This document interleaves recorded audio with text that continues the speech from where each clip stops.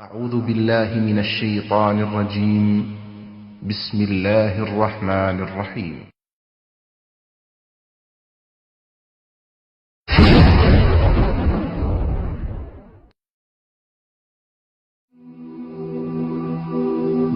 মৃত্যু এমন এক বাস্তবতা যার থেকে কেউ পলায়ন করতে পারবে না।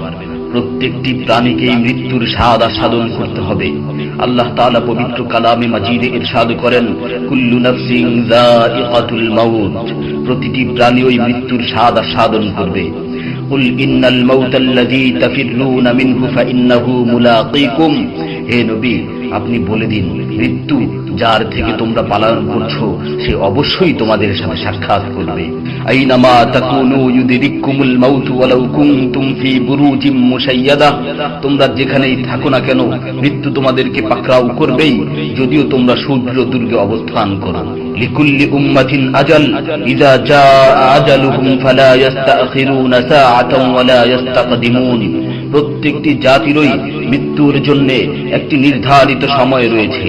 যখন সেই নির্ধারিত সময় চলে আসে তখন তার থেকে এক মুহূর্ত আগ পিছ করা হয় না। এই ক্ষণস্থায়ী পৃথিবী যাকে নিয়ে তোমরা স্বপ্ন দেখছো, এই স্বপ্নের পৃথিবীও একদিন ধ্বংস হয়ে যাবে। কিয়ামতের সময় যখন নিকটবর্তী হবে তখন আল্লাহ সুবহানাহু ওয়া তাআলা নিজের দায়িত্বপ্রাপ্ত ফেরেশতাকে সিংহায় ফুৎকার দেওয়ার আদেশ দিবেন। অতঃপর ফেরেশতা সিংহায় ফুঁক দিবেন, ফলে পৃথিবী ও পাহাড় সমূহ উত্তোলিত হবে, চূর্ণ বিচূর্ণ হয়ে যাবে, আকাশ ফেটে টুকরো টুকরো হয়ে যাবে এবং নক্ষত্র সমূহ ঝরে পড়বে, সূর্য তার কিরণ হারিয়ে ফেলবে, সমুদ্রকে উত্তাল করে তোলা হবে। সেদিন কিয়ামতের ভূমিকম্প ও কিয়ামতের ভয়াবহ অবস্থা দেখে সকলেই মৃত্যুবরণ করবে। আল্লাহ তাআলা বলছেন, ইয়া আইয়ুহান নাসু ইত্তাকু রাব্বাকুম ইন্না যালযালাতাস সাআতি শাইউন আযীম ইয়াওমা তারাউনাহা তাযহালু কুল্লু মুরদি'াতিন আম্মা রাদা'আত ওয়া তাদা'ু কুল্লু যাতি হামলিন হামলাহা ওয়া তারান নাসা সুকারা ওয়া মা হুম বিসুকারা ওয়ালাকিন্না আযাবাল্লাহি শাদীদ। হে মানুষ, তোমরা তোমাদের প্রতিপালককে ভয় করো, নিশ্চয়ই কিয়ামতের প্রকম্পন এক ভয়ঙ্কর ব্যাপার। সেদিন তোমরা দেখবে প্রত্যেক স্তন্যদানকারিণী আপন দুগ্ধপোষ্য শিশুকে ভুলে যাবে এবং প্রত্যেক গর্ভধারিণী তার গর্ভপাত করে ফেলবে। তুমি দেখবে মানুষকে পাগলের মতো, আসলে ওরা পাগল নয়, তবে আল্লাহর আযাবই হবে কঠিন। فإذا نفخ في الصور نفخة واحدة وحملت الأرض والجبال فدكتا دكة واحدة, অতঃপর যখন সিংহায় ফুঁক দেওয়া হবে একটি মাত্র ফুঁক, আর জমিন ও পর্বতমালাকে উত্তোলিত করা হবে এবং মাত্র একটি আঘাতে এগুলো চূর্ণ বিচূর্ণ হয়ে যাবে।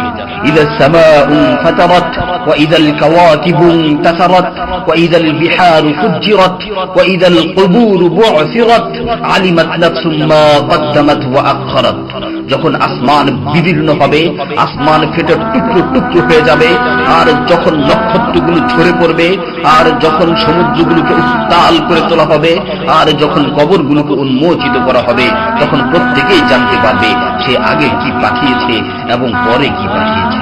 সেদিন কিয়ামতের ভয়াবহতায় আল্লাহ সুবহানাহু ওয়া তাআলা ব্যতীত প্রতিটি প্রাণী প্রাণ হারাবে। পবিত্র কালামে মাজিদে ইরশাদ হয়েছে, কুল্লু শাইইন হালিকুন ইল্লা ওয়াজহা, সেদিন আল্লাহর মহান সত্তা ব্যতীত প্রত্যেকটি জিনিসই ধ্বংস হয়ে যাবে।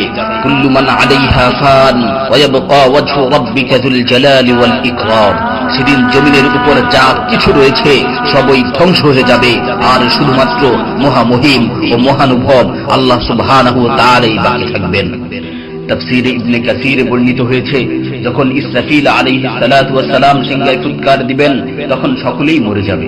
মালাকুল মাউত মৃত্যুর ফেরেশতা এসে আল্লাহ তাআলাকে বলবে, হে আল্লাহ, সকলেই মরে গেছে। তিনি জিজ্ঞেস করবেন, অবশিষ্ট কে আছে? উত্তর দিবে, হে আমার রব, আপনি, আর আপনি তো হলেন চিরঞ্জীব। এছাড়াও বাকি রয়েছে জিবরাইল, মিকাইল ও আরশ বহনকারী ফেরেশতাগণ। আল্লাহ তাআলা বলবেন, জিবরাইল ও মিকাইলেরও মৃত্যু হওয়া উচিত। মৃত্যুর ফেরেশতা মালাকুল মাউত বলবে, হে প্রভু, জিবরাইল ও মিকাইলও মরে গেছে। আল্লাহ তাআলা জিজ্ঞাসা করবেন, এখন আর কে বাকি আছে? সে বলবে, এখন আমি বাকি আছি ও আরশ বহনকারী ফেরেশতাগণ বাকি আছে। তখন আল্লাহ তাআলা বলবেন, আরশ বহনকারীদেরকেও মরতে হবে, তারাও মরে যাবে। আল্লাহ তাআলা আবার জিজ্ঞাসা করবেন, এখন কে বাকি আছে? মালাকুল মাউত আজরাইল আলাইহিস সালাতু ওয়াস সালাম বলবেন, হে আমার রব, এখন আপনি বাকি আছেন এবং আমি বাকি আছি। তখন আল্লাহ তাআলা আজরাইল আলাইহিস সালাতু ওয়াস সালামকে বলবেন, তুমি তো আমার মাখলুক, সুতরাং তুমিও মরে যাও। তিনি তৎক্ষণাৎ মরে যাবেন এবং শুধুমাত্র আল্লাহ তাআলাই বাকি থাকবেন। অতঃপর আল্লাহ সুবহানাহু ওয়া তাআলা জমিনকে ভাঁজ করে ফেলবেন এবং তিনি 3 বার বলবেন, আনাল জব্বার, আনাল জব্বার, আনাল জব্বার, আমি প্রতাপশালী, আমি প্রতাপশালী, আমি প্রতাপশালী। অতঃপর তিনি 3 বার জিজ্ঞাসা করবেন, লিমানিল মুলকুল ইয়াউম, লিমানিল মুলকুল ইয়াউম, লিমানিল মুলকুল ইয়াউম, আজকের রাজত্ব কার, আজকের সার্বভৌমত্ব কার, আজকের আধিপত্য কার? জবাব দেওয়ার মতো কেউই থাকবে না। তিনি আবার উত্তর দিবেন, লিল্লাহিল ওয়াহিদিল কাহ্হার, আজকের রাজত্ব, আজকের সার্বভৌমত্ব, আজকের আধিপত্য পরাক্রমশালী একমাত্র আল্লাহ। ইবনে ওমর রাদিয়াল্লাহু তাআলা আনহু হতে বর্ণিত অপর এক হাদিসে ইরশাদ হয়েছে, কিয়ামতের দিন আল্লাহ সুবহানাহু ওয়া তাআলা আসমান জমিনকে ভাঁজ করে নিজ হাতে গুটিয়ে নেবেন। অতঃপর বলবেন, আনাল মালিক, আনাল জব্বার, আনাল মুতাকাব্বির, আমি বাদশা, আমি প্রতাপশালী, আমি অহংকারী। আইনা মুলুকুল আরদ, আইনাল জব্বারুন, আইনাল মুতাকাব্বিরুন, দুনিয়ার রাজা বাদশারা কোথায়, দুনিয়ার প্রতাপশালীরা কোথায়, দুনিয়ার অহংকারকারীরা কোথায়? তখন আল্লাহ তাআলা সুউচ্চ কণ্ঠে 3 বার জিজ্ঞাসা করবেন, লিমানিল মুলকুল ইয়াউম, লিমানিল মুলকুল ইয়াউম, লিমানিল মুলকুল ইয়াউম, আজকের রাজত্ব কার, আজকের সার্বভৌমত্ব কার, আজকের আধিপত্য কার? অতঃপর তিনি 3 বার উত্তর দিবেন, লিল্লাহিল ওয়াহিদিল কাহ্হার, আজকের সার্বভৌমত্ব, আজকের রাজত্ব, আজকের আধিপত্য প্রতাপশালী একমাত্র আল্লাহ সুবহানাহু ওয়া তাআলা।